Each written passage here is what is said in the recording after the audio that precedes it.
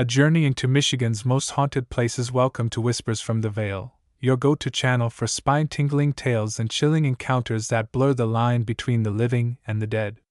If you've ever felt a shiver run down your spine at the thought of ancient buildings whispering secrets from centuries past, then you're in for a treat. Today, we embark on an unforgettable journey through the eerie landscapes and haunted ruins of Michigan's most haunted places. These are not just relics of a bygone era. They are places where the veil between worlds grows thin, where ghostly apparitions linger in shadowy corners, and where the supernatural lingers like an uninvited guest. Michigan, with its sprawling forests, historic cities, and vast Great Lakes, is steeped in mystery and legend. From Detroit's gritty urban legends to the remote lighthouses dotting the shores of Lake Superior, this state holds countless stories of tragedy, betrayal, and the unexplained. Each location carries its own macabre secrets, waiting to be uncovered by those brave enough to listen. These haunted sites are more than mere settings for ghost stories. They are vessels of collective memory, where the echoes of the past refuse to fade into silence. This video isn't just another retelling of spooky tales, it's an invitation to step into the shoes of those who dared to explore these haunted bastions of history. Together, we'll peel back the layers of time, exploring the chilling accounts of paranormal activity that have left even the most skeptical visitors questioning reality. Whether it's the phantom footsteps echoing through abandoned halls or the spectral figures seen wandering moonlit streets, every place has its own unique brand of terror. And as we delve deeper into their histories, you'll begin to see patterns emerge, threads of tragedy and trauma that bind these far-flung locales together in an eerie tapestry of the supernatural. So grab your favorite blanket, dim the lights, and prepare to delve into the shadowy world of Michigan's most haunted places. By the end of this journey, you might just find yourself glancing over your shoulder, wondering if the spirits of the past are closer than you think. Let the haunting begin. The ghosts of Traverse City State Hospital, echoes of despair nestled amidst the rolling hills and dense woodlands of northern Michigan. The Traverse City State Hospital stands as a haunting testament to humanity's attempts and failures to heal the mind. Originally known as the Northern Michigan Asylum, this sprawling psychiatric facility opened its doors in 1885 under the progressive ideals of the Kirkbride Plan, which emphasized humane treatment and therapeutic architecture. However, what began as a beacon of hope for mental health care soon devolved into a nightmarish institution plagued by overcrowding, neglect, and abuse. Today, the decaying remains of the hospital serve as a chilling reminder of its dark legacy, and a magnet for those drawn to the supernatural. The hospital's imposing Victorian-era architecture, with its labyrinthine corridors and towering windows, was designed to inspire healing and tranquility. Yet, behind its elegant facade lay a grim reality. Patients were subjected to experimental treatments such as electroshock therapy, hydrotherapy, and lobotomies, often without consent or proper medical justification. Overcrowded wards became breeding grounds for disease and despair, while reports of physical and sexual abuse further tarnished the facility's reputation. By the mid-20th century, conditions had deteriorated so severely that the hospital earned the nickname Highland Park, a grim reference to its resemblance to a prison rather than a sanctuary. In 1989, after over a century of operation, Traverse City State Hospital closed its doors, leaving behind a sprawling complex of abandoned buildings that quickly fell into disrepair. Nature began reclaiming the site, with vines creeping up cracked walls and trees sprouting through collapsed roofs. Yet, despite, or perhaps because of, its decrepit state, the hospital has become infamous for its paranormal activity. Visitors and urban explorers alike report an overwhelming sense of dread as they wander its shadowy halls, accompanied by inexplicable cold spots, disembodied voices, and fleeting glimpses of ghostly figures. One of the most frequently reported phenomena involves the sound of footsteps echoing through empty corridors, even when no one else is present. Tour guides recount how groups of visitors have heard the distinct clatter of boots marching across wooden floors, only to find no visible source when they investigate. These phantom footsteps are often attributed to former patients or staff members whose spirits remain tethered to the hospital, unable, or unwilling, to move on. Some claim to have seen translucent figures clad in period clothing, their ghostly forms fading into the mist as quickly as they appear. The hospital's underground tunnels, once used to transport patients and supplies discreetly, are said to be among its most haunted areas. Those who dare to venture into these dimly lit passageways often describe feelings of overwhelming despair and a suffocating sense of dread. Reports of ghostly hands brushing against visitors' shoulders or icy breaths on the backs of their necks are common. In one particularly harrowing account, a woman claimed to have been pushed violently against a wall by an unseen force while exploring the tunnel system alone. Moments later, she heard faint sobbing, as though the anguished cries of long-forgotten patients were reaching out from beyond the grave. For all its haunting allure, Traverse City State Hospital also serves as a solemn reminder of the human cost of neglect and systemic failure. Efforts to preserve the site have sparked debate about how best to honor its victims while preventing further deterioration. Some advocate for transforming it into a memorial park, ensuring that the stories of those who suffered there are honored and remembered. Others believe the hospital should remain untouched, allowing nature to reclaim what humanity wrought. Guided tours now offer visitors a glimpse into the hospital's tragic past, though few dare to linger after nightfall, when the veil between worlds is said to grow thinnest. For those brave enough to explore its haunted halls, Traverse City State Hospital serves as a stark reminder of humanity's capacity for cruelty, and the lingering consequences of our darkest deeds. As you stand amidst the ruins of this forsaken institution, gazing up at the skeletal remains of its once grand structures, you can't help but feel the weight of its legacy. It is a place where time seems to stand still, where the echoes of suffering and abandonment reverberate through the decades. Whether you believe in ghosts or not, there is no denying the palpable sense of sorrow that hangs heavy in the air. Traverse City State Hospital is more than a destination. It is a portal to a forgotten world, where the past refuses to let go, and the dead continue to walk among us. The phantom lights of Silver Lake sand dunes, a beacon of mystery nestled along the eastern shore of Lake Michigan, the Silver Lake sand dunes stretch for miles, their golden ridges sculpted by wind and time into an ever-shifting landscape of beauty and solitude.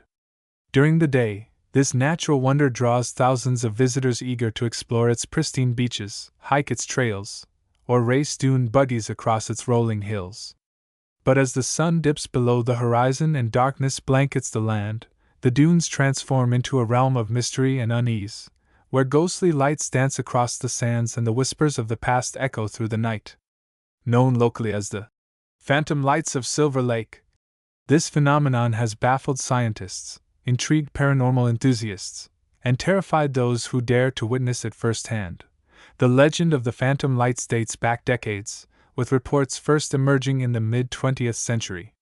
Locals tell tales of eerie orbs floating above the dunes, their glow ranging from soft amber to blinding white. Some describe them as small, flickering pinpricks of light, while others claim to have seen larger, pulsating spheres that hover eerily before vanishing without a trace. Witnesses often recount how the lights move unpredictably, darting between sand ridges, zigzagging across open spaces, or hovering silently in place, as though alive and sentient. Many who have encountered the lights describe feeling an overwhelming sense of unease, as though they are being watched or followed by something unseen. One of the most compelling theories surrounding the phantom lights ties them to the tragic history of the area. Long before tourists flocked to the dunes, the region was home to indigenous tribes who revered the land as sacred. Oral traditions speak of ceremonies conducted atop the highest dunes, where spiritual leaders communed with ancestral spirits to seek guidance and protection. Some believe that the lights are manifestations of these ancient rituals, eternal flames kindled by the spirits of those who once called the dunes home. Others speculate that the lights are the restless souls of early settlers and shipwreck victims, their energy trapped between worlds, forever searching for peace. Modern-day encounters with the phantom lights often occur in isolated areas of the dunes, far from the bustling tourist zones. Campers and hikers recount seeing the lights emerge suddenly, illuminating the darkness with an otherworldly glow. In one particularly chilling account, a group of friends camping near the base of a large dune claimed to see a cluster of lights rise slowly into the air, forming a circular pattern before descending back into the sand. When they approached the spot where the lights had disappeared, they found nothing but smooth, untouched grains, a detail that left them shaken and questioning reality.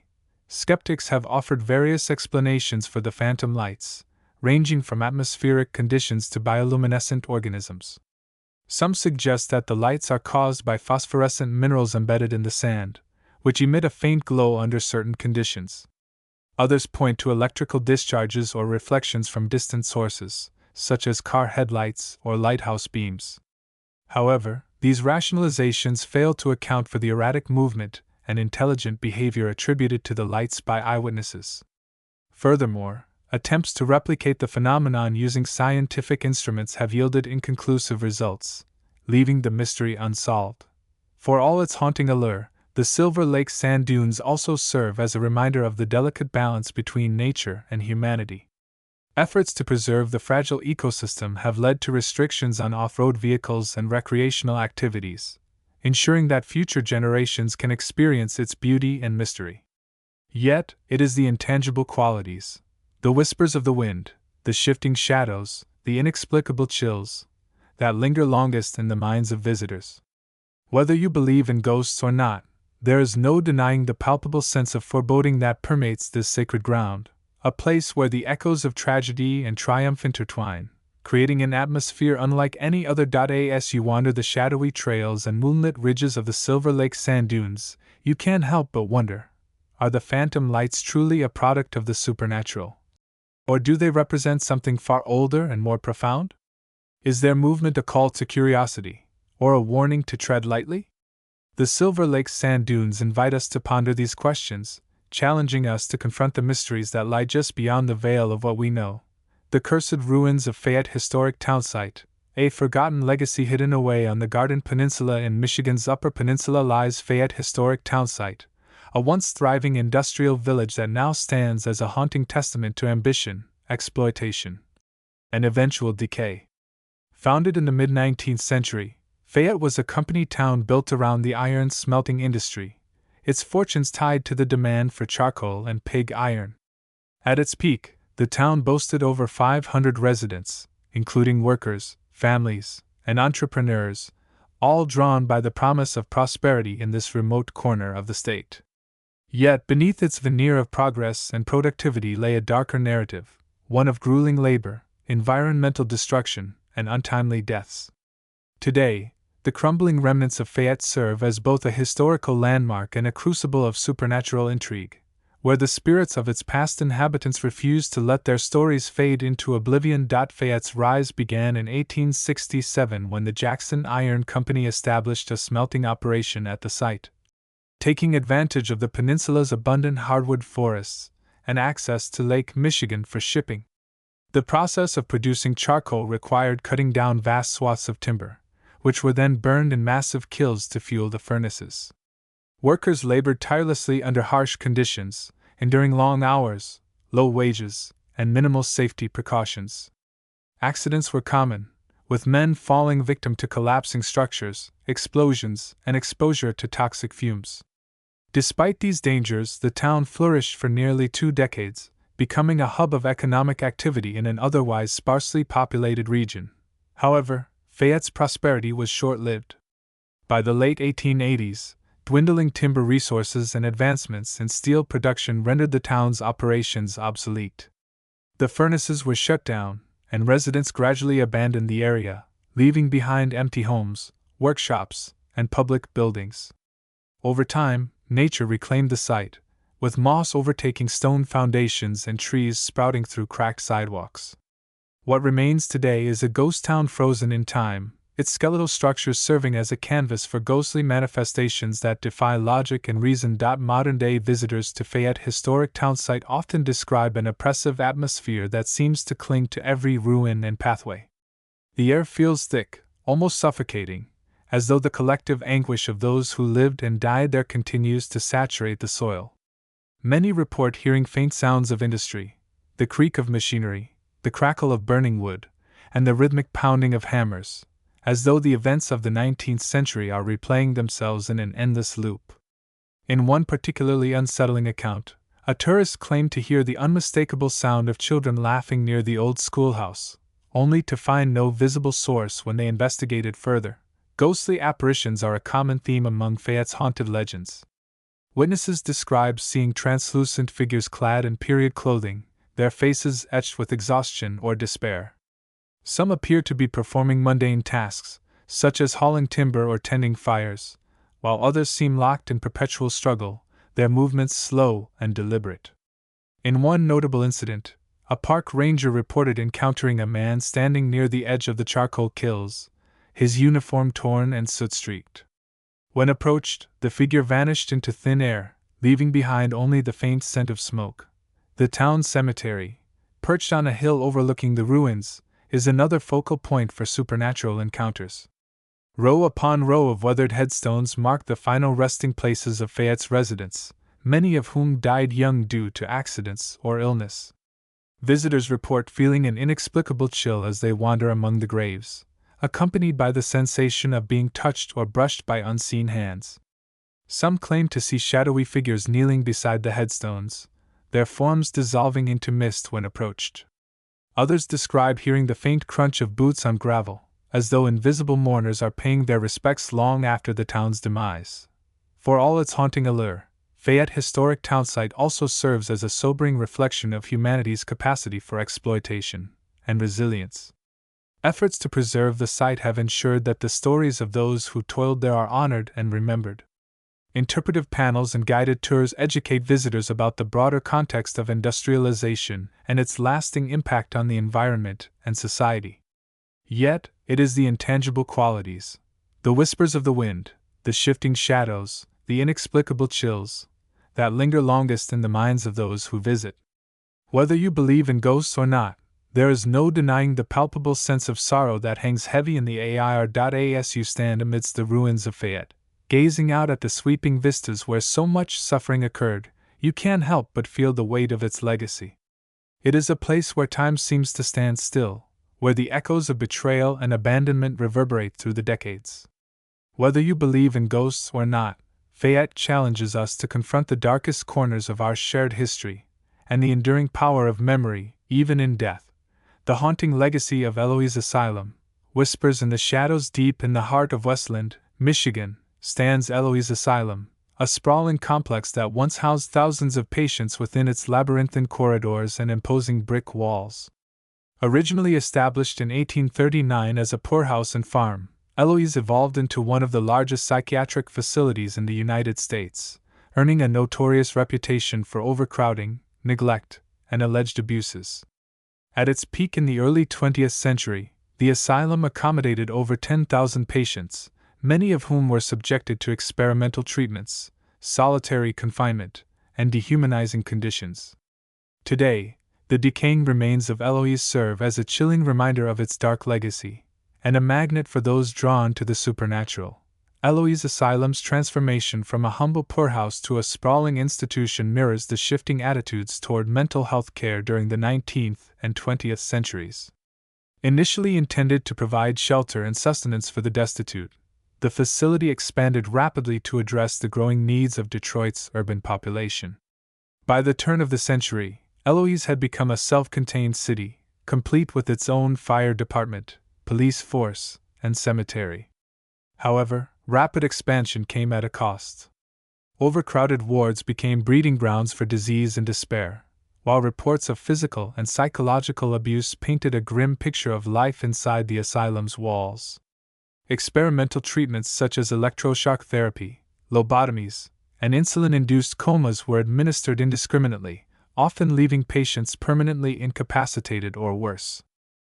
By the 1980s, changing societal attitudes and advancements in psychiatric care rendered Eloise obsolete. The facility closed its doors in 1982, leaving behind a sprawling complex of abandoned buildings that quickly fell into disrepair. Nature began reclaiming the site, with vines creeping up cracked walls and trees sprouting through collapsed roofs. Yet, despite, or perhaps because of, its decrepit state, Eloise has become infamous for its paranormal activity. Visitors and urban explorers alike report an overwhelming sense of dread as they wander its shadowy halls, accompanied by inexplicable cold spots, disembodied voices, and fleeting glimpses of ghostly figures. One of the most frequently reported phenomena involves the sound of footsteps echoing through empty corridors, even when no one else is present. Tour guides recount how groups of visitors have heard the distinct clatter of boots marching across wooden floors, only to find no visible source when they investigate. These phantom footsteps are often attributed to former patients or staff members whose spirits remain tethered to the asylum, unable, or unwilling, to move on. Some claim to have seen translucent figures clad in period clothing, their ghostly forms fading into the mist as quickly as they appear. The asylum's underground tunnels, once used to transport patients and supplies discreetly, are said to be among its most haunted areas. Those who dare to venture into these dimly lit passageways often describe feelings of overwhelming despair and a suffocating sense of dread. Reports of ghostly hands brushing against visitors' shoulders or icy breaths on the backs of their necks are common. In one particularly harrowing account, a woman claimed to have been pushed violently against a wall by an unseen force while exploring the tunnel system alone. Moments later, she heard faint sobbing, as though the anguished cries of long-forgotten patients were reaching out from beyond the grave. Another hotspot for supernatural encounters is the asylum's morgue, located in the basement of one of the main buildings. This cold, sterile room served as the final resting place for hundreds of patients who died within the facility's walls, many of whom were buried in unmarked graves nearby. Visitors report feeling an inexplicable heaviness in the air as they enter the morgue, accompanied by the sensation of being watched or followed by unseen eyes. Photographs taken in the space reveal orbs of light hovering near the examination tables, while EVP recordings capture faint whispers and moans that defy logical explanation. Local lore suggests that the spirits of those who died tragically or unjustly haunt the morgue, their restless energy lingering in the shadows where they once drew their final breaths. For all its haunting allure, Eloise Asylum also serves as a solemn reminder of the human cost of neglect and systemic failure. Efforts to preserve the site have sparked debate about how best to honor its victims while preventing further deterioration. Some advocate for transforming it into a memorial park, ensuring that the stories of those who suffered there are honored and remembered. Others believe the asylum should remain untouched, allowing nature to reclaim what humanity wrought. Guided tours now offer visitors a glimpse into the asylum's tragic past, though few dare to linger after nightfall, when the veil between worlds is said to grow thinnest. For those brave enough to explore its haunted halls, Eloise Asylum serves as a stark reminder of humanity's capacity for cruelty, and the lingering consequences of our darkest deeds. As you stand amidst the ruins of this forsaken institution, gazing up at the skeletal remains of its once grand structures, you can't help but feel the weight of its legacy. It is a place where time seems to stand still, where the echoes of suffering and abandonment reverberate through the decades. Whether you believe in ghosts or not, there is no denying the palpable sense of sorrow that hangs heavy in the air. Eloise Asylum is more than a destination, it is a portal to a forgotten world, where the past refuses to let go, and the dead continue to walk among us. Patterns across Michigan's haunted places. As we draw this haunting journey to a close, it becomes clear that Michigan's most haunted locations are not isolated anomalies, but interconnected nodes in a vast web of supernatural lore. Each site, whether nestled in the dense woods of the Upper Peninsula or perched along the shores of Lake Michigan, shares threads of history, tragedy, and the unexplainable that bind them together in an eerie tapestry. These places are more than mere geographical curiosities. They are vessels of collective memory, where the past refuses to be confined to textbooks and monuments.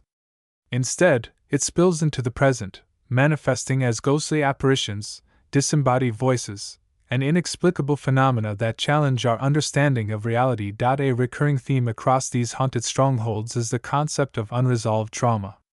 Time and again, we encounter stories of betrayal, murder, and imprisonment, each leaving behind an emotional residue that seems to saturate the very earth, or stones, of these hallowed grounds. From the bloody feud that cursed the fields of Gettysburg to the spectral anguish of Andersonville Prison, the spirits that haunt these sites appear to be tethered to their earthly prisons by unfinished business.